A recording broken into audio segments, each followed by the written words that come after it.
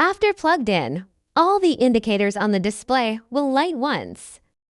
Open the lid and ensure the container is empty. Place only dry towels or a blanket inside. Close the lid. Press the power button to turn on the machine. The default setting is high temperature heating. Time is 60 minutes. Short press the power button to select a heating time of 20, 40, 60, or 90 minutes. Press the temperature button to select the desired settings, low, medium, or high. If the interior surface temperature is below 100 and for Fahrenheit, the heating time indicator will display blue.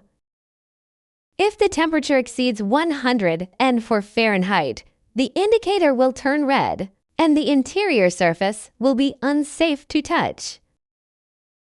The machine will automatically turn off when the set time is reached.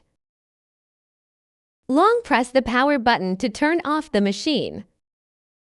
Open the lid and remove the towels or blankets. Please be aware that the interior surface may remain too hot to touch for up to 30 minutes after the machine is turned off. Avoid contact during this period.